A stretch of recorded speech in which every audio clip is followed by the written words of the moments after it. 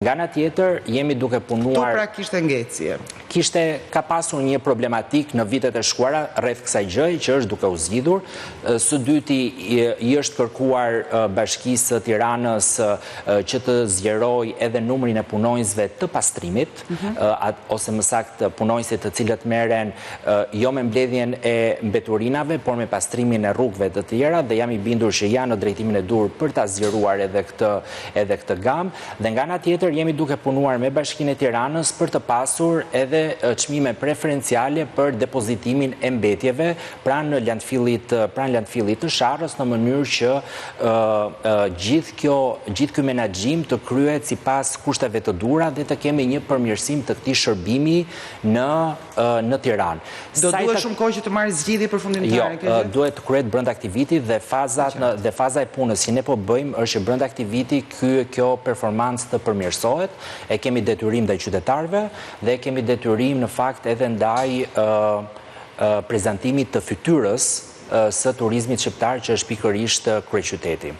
Sa i takon pjesës bashkive të tjera në vend, Ministria e Mjedisit çdo vit jep një grant të pakushtëzuar për bashkit vetëm për menaxhimin e mbetjeve, në mënyrë që mbledhja të kryhet. Jemi shumë mirë me një pjesë të mirë të bashkive të cilat mbledhin kryesisht në zonat urbane, kemi probleme në mbledhjen e zonave rurale. Dhe shpesh herë kur dalin ato pamjet gjatë sezonit të dimrit me lumenjt plot me plastike të tjerë, duhet thënë që një pjesë ka të bëjë edhe me faktin që një pjesë e mbetjeve në zonat rurale nuk mblidhet, por nga ana tjetër mos ta harrojmë që edhe sjellja qytetare do duhet të ndryshojë dhe ne të jemi... Ky është një tjetër aspekt që ne punojmë shumë. Por institucionet, në fund të ditës, unë gjithmonë them që kur bëhet ajo ndarja e famshme e buxhetit në këshillat bashkiak, gjykoj që bashkit, kryetarët e bashkive, do duhet të japin më shumë fokus menaxhimit të mbetjeve sesa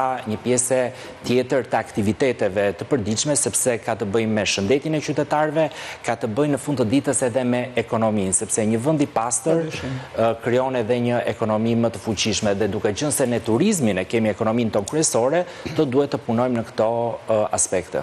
Padyshim edhe është një ndër problemet kryesore, jemi në prag të sezonit turistik, ndërkohë që një tjetër problematik që doja të ndalesha, zoti ministër, është ndryshimet klimatike po i ndjejmë dhe ndjehen në rang global, jo vetëm të neve. Në 100 vitet e fundit kanë ndodhur ndryshime drastike në hartografinë botërore dhe sigurisht zonat bregdetare janë gjithmonë ato që janë më problematike, sepse deti afrohet.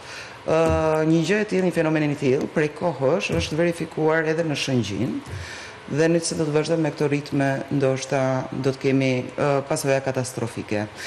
Pra, erozioni ka marrë shumë dhe po përparon. A ka qeveria një plan të mirëfillt, pra Ministria e Mjedisit një projekt për përkujdesjen dhe për marrjen e masave konkrete për të bërë ballë këtij fenomeni? Po. Ndryshimet klimatike ekzistojnë, ne sot që mund të flasim, temperaturat janë të muajit gusht, madje nuk e di, unë po shija dhe lajmin që edhe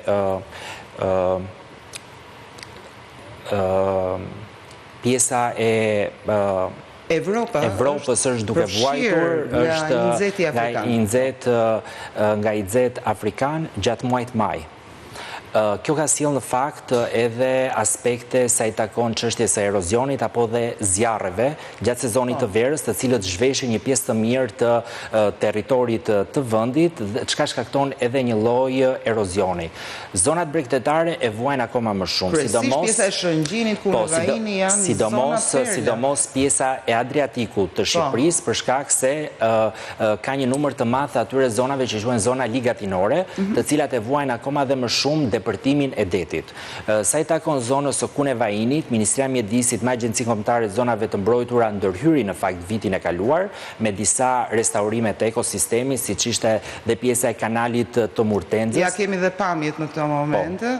Por nga ana tjetër duhet të themi që në të tilla raste apo më saktë kemi edhe një problematik sa i takon zonës Kavajës, ku edhe pjesa e detit është afruar më shumë, Janë disa zgjidhje që po jepen nëpërmjet disa arkitektëve të huaj në mënyrë që të shtyhet deti më tutje dhe ne të përfitojmë sa më shumë tokë bregdetare.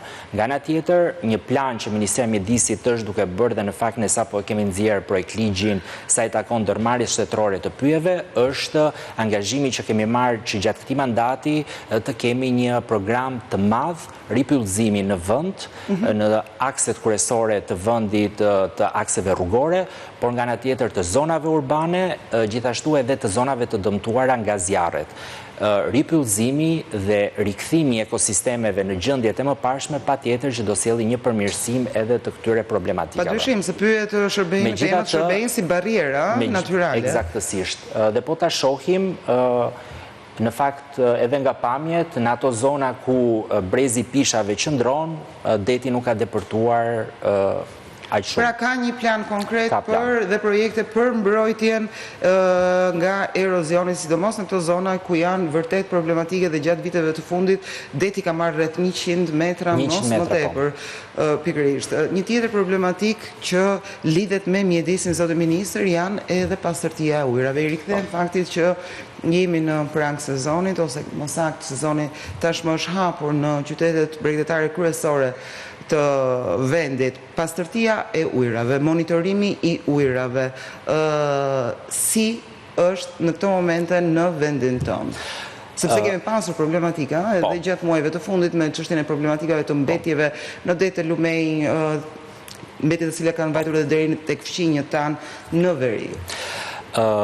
Ministria e Mjedisit nëpërmjet Agjencisë Kombëtare të zonave të Agjencisë Kombëtare të Mjedisit në bashkëpunim me ISHP-n bën një monitorim të vazhdueshëm të ujrave larës, madje për gjithë qytetarët që na ndjekin, nëse aksesojnë website-in e Agjencisë Kombëtare të Mjedisit do mundet të shohin cilësinë e ujrave larës për çdo plazh të Shqipërisë. Duhet të them që të gjitha plazhet në Bregdetin e Jonit kanë një cilësi shumë të lartë, pra ajo që konsiderohet topi blu i plazheve. Kemi disa problematika në zonën e Adriatikut, kryesisht në ato vende ku ka një masivitet të hotelerisë e të tjera.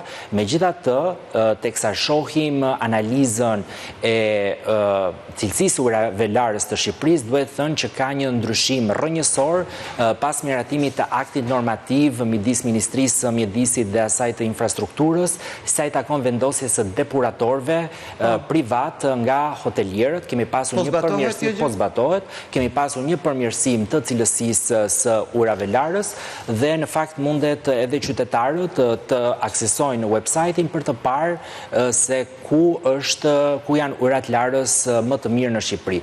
Patjetër më shumë punë duhet bërë, por kjo është një punë konsistente e cila vjen edhe me gjithë investimin që duhet bërë të rësor sa i takon trajtimit të ujrave të ndotur apo edhe menaxhimit të mbetjeve në zonë naturale, në mënyrë që rritja e cilësisë së ujrave larës të vazhdojë dhe ne të kemi të gjithë Bregdetin shqiptar, por edhe zonën e Pogradecit, topa blu që të themi është një cilësi e ujrave larës e një cilësi shumë e mirë e ujrave larës. Pra ka higjen dhe nuk do të kemi më problematikat e derdhjes së ujrave të ndotur në detet Lumej, liçenet tona. Janë 2-3 zona problematike që edhe evidentohen nga analizat që bëhen nga ISHP-ja. Duhet ta them që analizat e ISHP-s dhe raportimi i tyre bëhet nga fillimi majt deri në 30 shtator në mënyrë periodike, në mënyrë që të jemi edhe transparent me qytetarët, por edhe me turistët të cilët frekuentojnë në zonat bregdetare të Shqipërisë.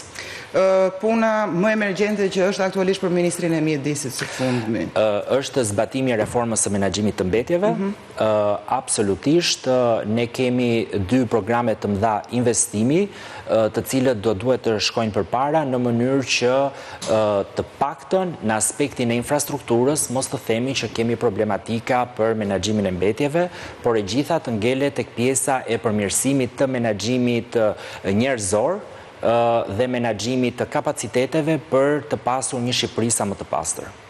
Zonë Ministër, ju falenderoj që ishit i pranishëm në Klan News dhe urojmë që dhe të gjitha detyrat e shtëpisë edhe për integrimin në Bashkimin Evropian t'i plotësojmë, por mbi të gjitha t'i plotësojmë për qytetarët shqiptar në aspektin mjedisor që është një ndër gjërat kryesore në fakt. Absolutisht. Shumë faleminderit.